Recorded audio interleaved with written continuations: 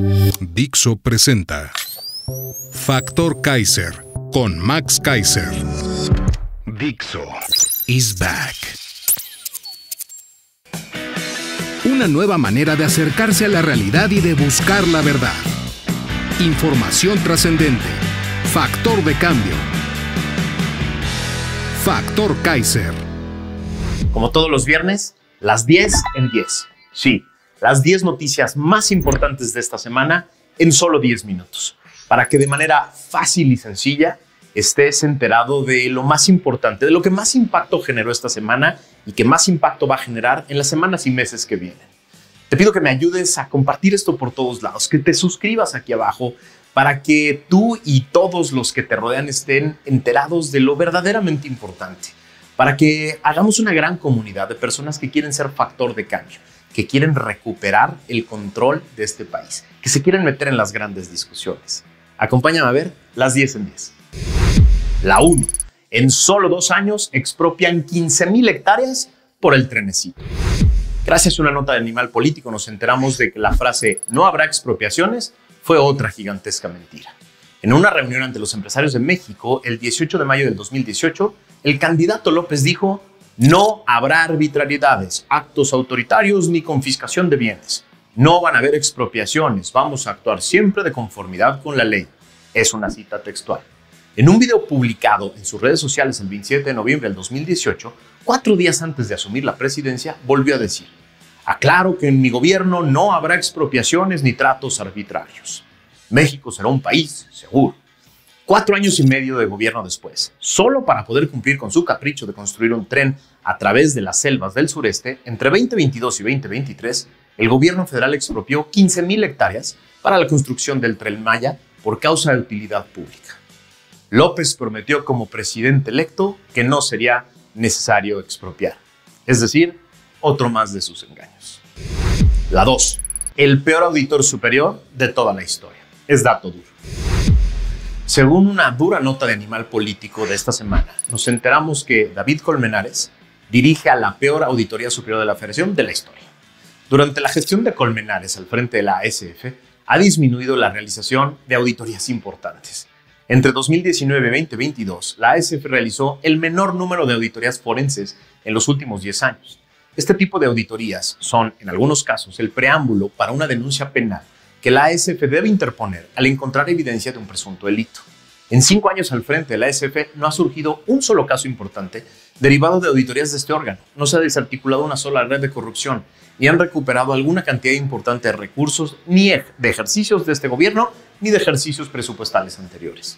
Hace poco Colmenares presumió ante su órgano rector, la Cámara de Diputados, que entre el 2018 y el 2023 la ASF había presentado 242 denuncias de hechos, es decir, solo 48 por año.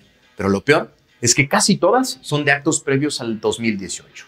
Así, con datos duros, se trata de la ASF más cómoda, indolente, ciega e inútil de la historia, es decir, la peor que hemos tenido. Es nuestro deber ciudadano recuperar la Cámara de Diputados para poner un nuevo auditor que sí revise el abismal desastre presupuestal que ha sido este gobierno. La 3. Dilapidar el presupuesto para agradar al jefe. En este sexenio, con las autoridades de vigilancia y control de adorno, parecería que el presupuesto es la cartera personal y política del presidente. Las políticas sociales que más dinero utilizan, que se diseñaron para crear mercados electorales, carecen de transparencia alguna y sus resultados concretos en la vida de las familias de México son desastrosos.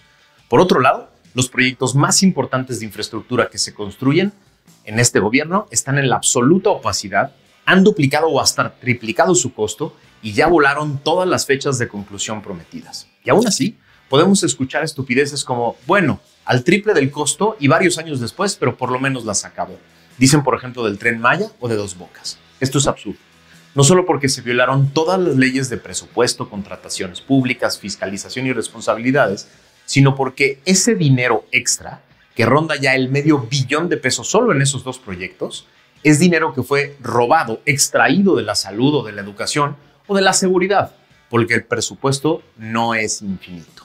Todas esas leyes y reglas tienen un sentido y fueron creadas justo para que nunca un presidente creyera que sus caprichos valen más, están primero y son más importantes que la vida, que la salud, que la educación o la seguridad de los mexicanos. Así, es nuestra responsabilidad escoger un gobierno que esté convencido de que la ley sí es la ley.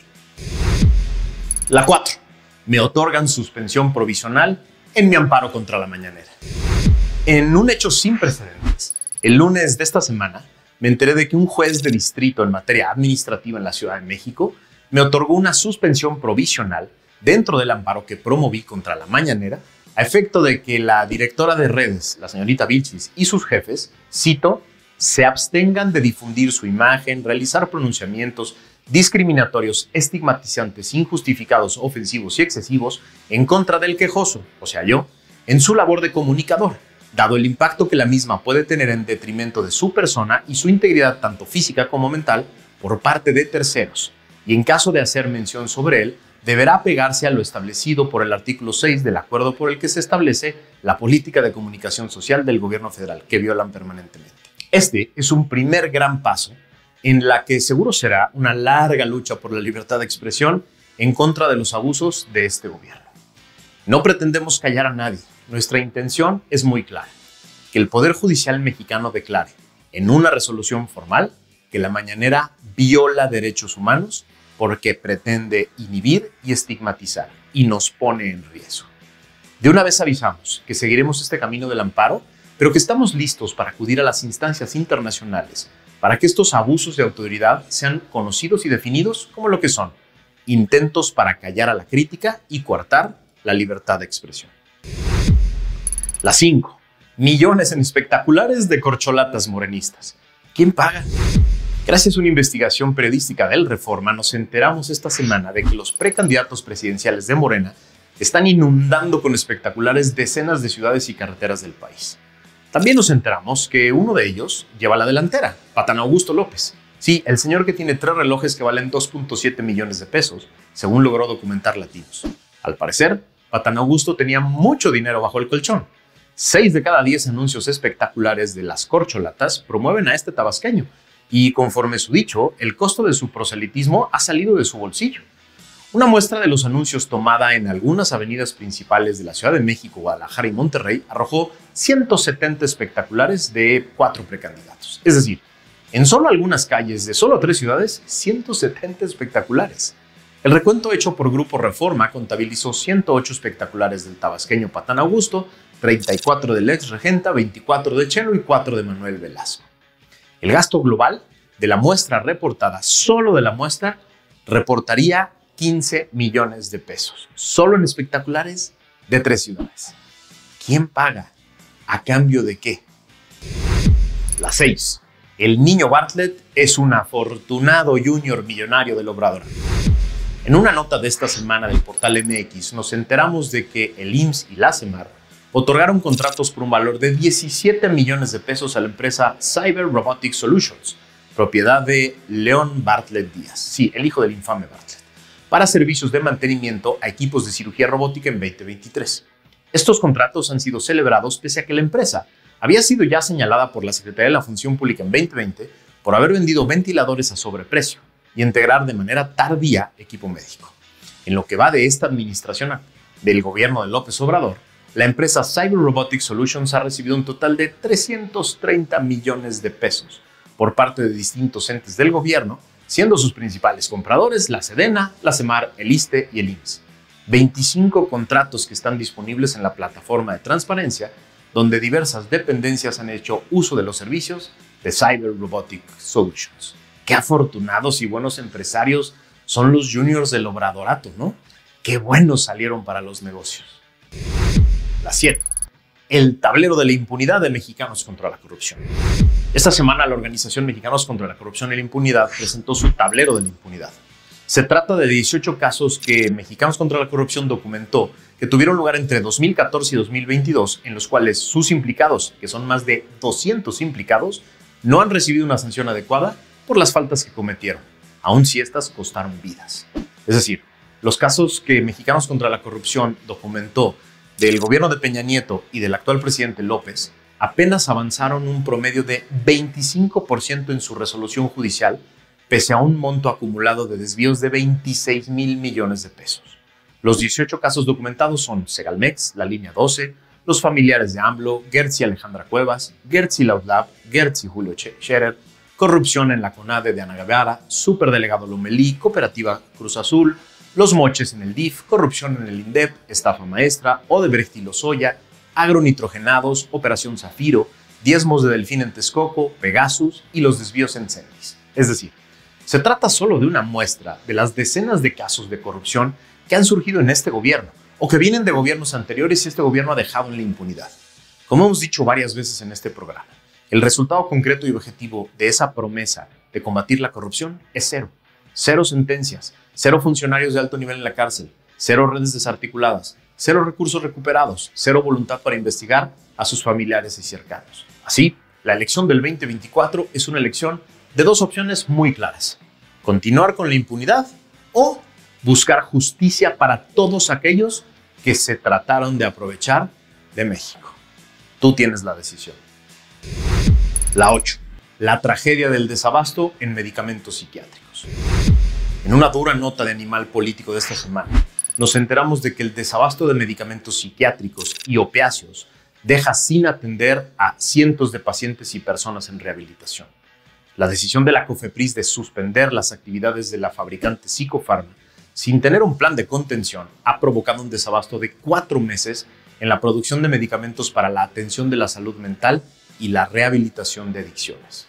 Se trata de otra más de las pésimas decisiones en este rubro que deja víctimas concretas con daños irreparables en su salud gracias a un gobierno soberbio y negligente que destruyó el complejo sistema de abasto de medicinas de este país. En Factor Kaiser no dejaremos de hablar de este tema y, personalmente les digo, que estoy involucrado ya en acciones concretas para buscar justicia. Ya les iré contando. La 9. La Suprema Corte quiere resolver pronto la negligencia del Senado sobre el INAI. La Suprema Corte de Justicia de la Nación acordó darle prioridad a la controversia constitucional presentada por el Instituto Nacional de Transparencia, Acceso a la Información y Protección de Datos Personales, conocido como el INAI, para el nombramiento de una nueva o nuevo comisionado. El máximo tribunal de la Nación determinó informar a la ministra Loretta Ortiz, en su calidad de instructora del asunto, que el proyecto deberá entregarse de preferencia en la Secretaría de Acuerdos dentro de los 10 días hábiles siguientes al cierre de la instrucción. Desde el 27 de marzo, las y los comisionados del INAI interpusieron ante la Suprema Corte esta controversia en demanda a la falta de nombramientos de sus comisionados. Cito: la falta de nombramientos de comisionados vulnera el diseño institucional establecido por la Constitución para la integración del Pleno de este órgano autónomo, con lo cual se transgrede el principio de colegialidad que le caracteriza, señaló el instituto mediante un comunicado. Así, los ministros que sí protegen la Constitución ya le dijeron a la señora Ortiz, empleada de López, que deje de hacerse loca con el proyecto para poder discutirlo y votarlo. Sí, necesitamos un INAI que nos dé acceso a todo lo que está sucediendo en el gobierno, y no podemos permitir que las chicanadas de Morena lo inhabiliten. La 10. Xóchitl trae desgobernados a López y a toda la CENTE. En un fenómeno social sin precedentes, la senadora y precandidata al frente, apenas registrada, Xóchitl Gálvez, trae desgobernados al presidente y a toda la CENTE. Apenas decidió la senadora que pretendía participar en el proceso de selección del candidato del Frente Amplio, y López, Epigmenio y toda la feligresía perdieron los estribos y la cordura. El presidente no ha dejado de referirse a ella toda la semana, y los miembros de la secta tomaron estas referencias y estos ataques como una instrucción para írsele encima con toda vileza. Los moneros de ese folleto de propaganda morenista, conocido como La Jornada, han hecho el ridículo como nunca antes. Estos miserables han puesto de manera gráfica el tono que instruyó López y ha dominado en las diferentes redes sociales: cuestionar la pureza indígena de la senadora o su pertenencia al pueblo de locos. Esto con el silencio cómplice de los racistólogos, los pobretólogos y clasistólogos del régimen, que no dejaban pasar ni una sola referencia al color, origen o tradición de cualquier otra persona que no fuera de la oposición. Hipócritas miserables que solo utilizan este tema como instrumento político. Y esto apenas lleva 2 semanas. Xóchitl los va a volver completamente locos, se los aseguro desde hoy. Estas son las 10 notas de esta semana, las 10 noticias más importantes que dominaron las redes sociales, los medios de comunicación, las discusiones y las conversaciones de todo el mundo.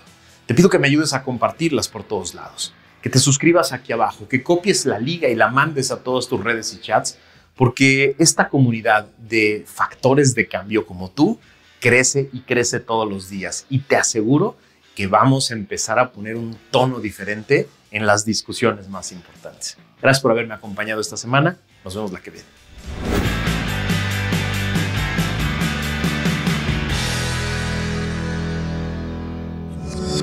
Dixo is back.